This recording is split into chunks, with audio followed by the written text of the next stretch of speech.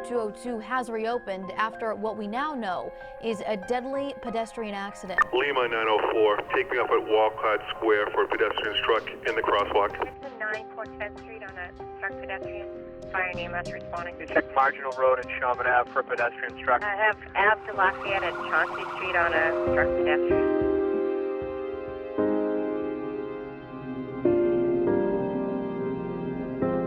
There has been an alarming rise in pedestrian deaths in the first months of 2016. Communities all across the Commonwealth are affected, from South Hadley to Worcester, to Framingham, to Reading, to Randolph. Walkers are dying on the roads and in our parking lots. The latest national data show a rise in deaths of both people walking and driving. People walking now account for a larger share of all crash-related deaths than in previous years. Hello, I'm Captain Jack Danilecki of the Boston Police Department. Massachusetts encourages people to walk for numerous reasons, including transportation, which reduces traffic congestion, pollution, saves money, and to stay healthy. As more and more people walk in our cities and towns, lives are in danger when people ride and drive recklessly. Pedestrians and drivers fail to follow the rules of the road, and drivers, bikers, and pedestrians simply do not pay attention. This course will help you identify dangerous behaviors, enforce Massachusetts traffic laws, preventing injury and saving lives. In the Commonwealth of Massachusetts, we care about everyone on the road, whether in a car, on a bike, or in a crosswalk. This project is a collaboration between the Boston Police Department, MassDOT, WalkBoston, and other public agencies from across Massachusetts. In Massachusetts, we take pedestrian safety seriously. Police departments in selected communities have stepped up enforcement efforts in education around hazardous pedestrian, bicyclist, and motorist behavior. Of the 5,000 tickets that we issued since 2012, 99% easily are warnings, and that's educational. And that's what we're really about, educating the public so that we don't continue having these fatalities, and it's worked. We're just giving out warnings today. Like I said, it's more informational. It's normally a $200 fine, okay, but you're just getting a warning, okay? So here's your license and registration. So just do me a favor, slow it down. Police are providing those they engage with information on safe pedestrian, bicyclist, and motorist practices. Hi, how you doing? Good, how are you? I'm Officer White, Quincy Police. Can I ask you a question? Yep. Why didn't we use the crosswalk today? I was lazy. Just to let you know, it's a lot safer if you're using a crosswalk, because if you're in the crosswalk and a police officer sees somebody not stop you, we can actually stop them. If you're walking across where there's not a crosswalk, there's not a whole lot we can do. The following laws review the rules, regulations, and fines associated with specific situations involving people walking, driving, and biking on Massachusetts roads. Chapter 89, Section 11, marked crosswalks, yield right-of-way to pedestrians. Most of the interactions police officers have with people driving and walking involve this chapter and section of the law. We will review the most common scenarios where it is relevant. Many crashes involving pedestrians occur when a driver does not yield to a pedestrian in a crosswalk. In accordance with standards established by the Departments of Highways, a driver must yield to pedestrians when pedestrians are in the same lane of travel as the vehicle, and also must yield when pedestrians are in the opposite lane of travel from the vehicle, but within 10 feet of the vehicle's lane of travel. Another common situation where this provision is applicable is when a vehicle stops to let a pedestrian cross and another vehicle passes the stopped vehicle. This is called the double threat. According to Mass General Law 89, Section 11, no driver of a vehicle shall pass any other vehicle which has stopped at a marked crosswalk to permit a pedestrian to cross. Under Mass General Laws 89:11, no operator shall enter a marked crosswalk while a pedestrian is crossing or until there is sufficient space beyond the crosswalk to accommodate the vehicle he is operating, notwithstanding that a traffic control signal may indicate that vehicles may proceed. Whoever violates any of the provisions of Chapter 89, Section 11, marked crosswalks, yielding right-of-way to pedestrians, shall be punished by a fine of not more than $200. In addition to Mass General Laws 89:11, Mass General Laws 90:14 specifically states, upon approaching a pedestrian who is upon a travel part of any way and not upon a sidewalk, every person operating a motor vehicle shall slow down. Failure to do so will result in a fine of $35. Drivers and pedestrians are often confused about who has the right of way when a driver is making a right turn on red. Under Mass General Law, Chapter 89, Section 8, right of way at intersections, turning on red signals. Drivers must yield to pedestrians in a crosswalk before making a right turn. Once the crosswalk is clear of people walking, drivers may make a right turn on red even if the walk signal is still illuminated. Whoever violates Mass General Law, Chapter 89, Section 8, shall be punished by a fine of not less than $35. Drivers approaching an intersection must stop at the stop line if provided.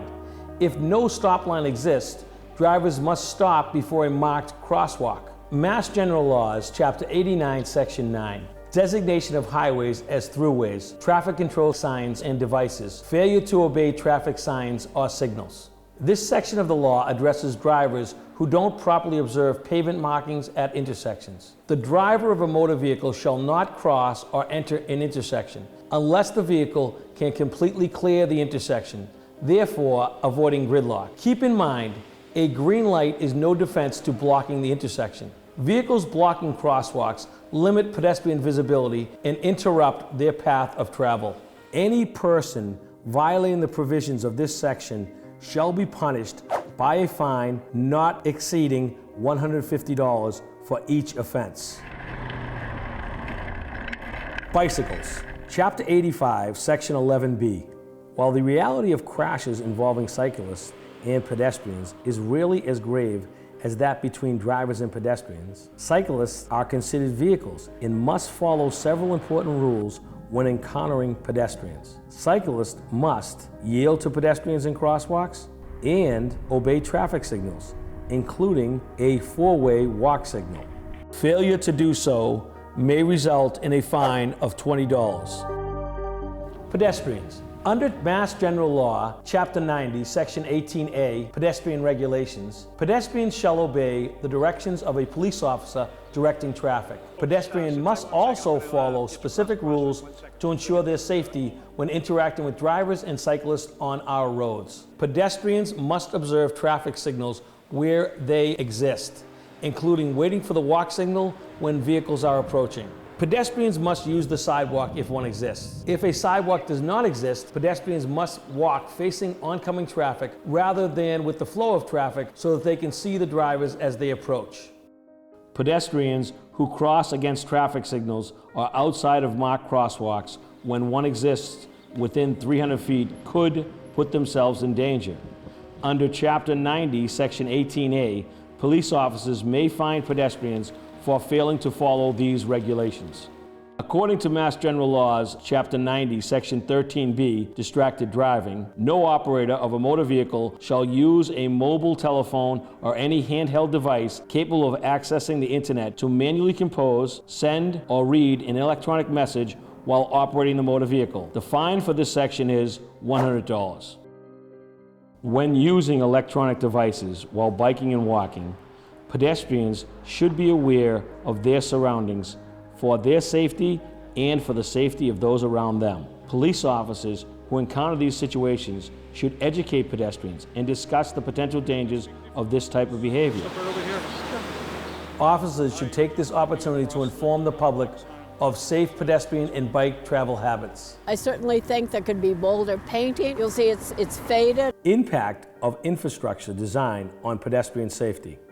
In addition to enforcing the rules of the road that affect pedestrians, it is also important to understand the road design and infrastructure conditions that contribute to pedestrian safety and behavior. And as we can see, the crosswalk is not well defined, and many cars will not stop for pedestrians. Traffic speed is the #1 threat to pedestrian safety. If a driver traveling 20 miles per hour hits a pedestrian, the pedestrian has an 80% chance of survival. If a driver traveling 40 miles per hour hits a pedestrian, the pedestrian has only a 20% chance of survival. Police officers enforcing speed limits has a direct impact on pedestrian safety. Road design and the built environment can have a more lasting effect on calming traffic in providing safer streets. As police officers, you are intimately familiar with the municipalities in which you work. You know the most dangerous intersections, the crosswalks that drivers and walkers ignore, and the roads on which drivers speed up.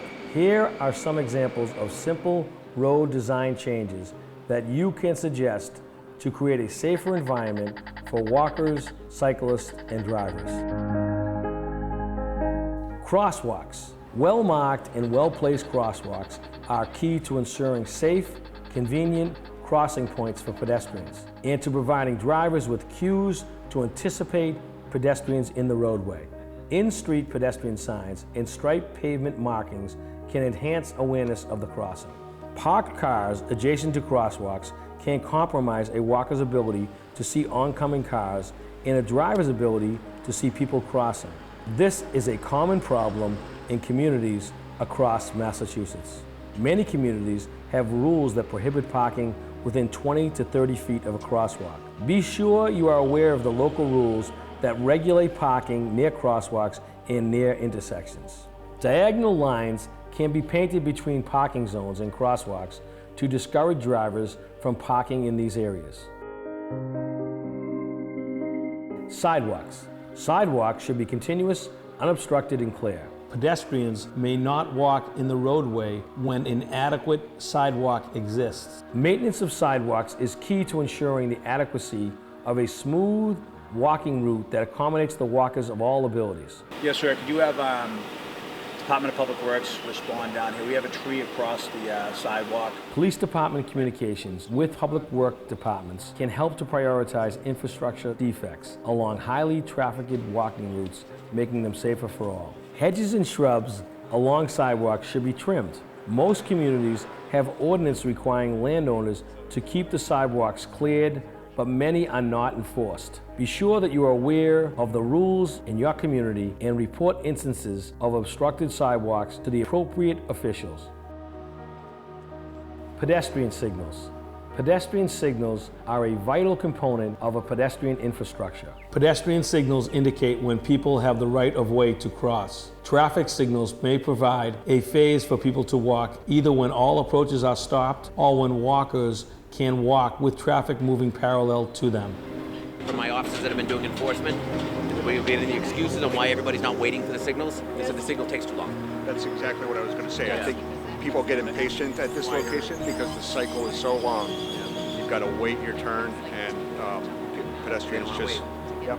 If people must wait longer than 90 seconds for a walk signal, or if they must dash across the intersection before the countdown signals hits 0, you can expect people to disregard and not comply with the signal. Adjustments can be made to the traffic signal equipment to improve the signal phasing and timing for walkers. We might want to look into concurrent phases. For years, we worked heavily with traffic engineers and state and local transportation departments. And in the last 2 years, we've started working with the local police departments. They're very active participants in creating a safer community and safer programs, and we feel this has been a positive experience. I feel that working together, we can just make our communities more livable and safer for all of us.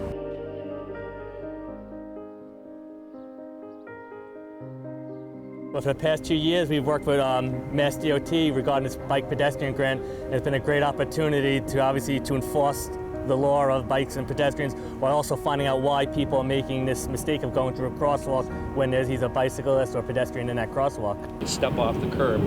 Not everyone's going to stop right away, so you've got to be careful. You've got to be cautious yourself when you're stepping out and moving across the crosswalk. On Hingham, we take pedestrian safety and all motor vehicle safety seriously. We try to take a two-prong approach to it with both education and enforcement, whether they're in cars, bicycles, or walking. When we see them commit a violation, explain what they did wrong, and then try to educate them on what they can do to make themselves safer. Massachusetts State Police takes pedestrian and bicycle traffic quite seriously and very active in enforcing all laws. We're out here in Coolidge Corner today enforcing the bicycle, pedestrian, and motor vehicle safety laws because Brookline takes safety seriously. Try to educate the public, try to educate cyclists and motorists so they can change their behavior and everybody can move a little bit safer. It's for safety for everybody, not only just for the pedestrians, but for the operators of the motor vehicles as well.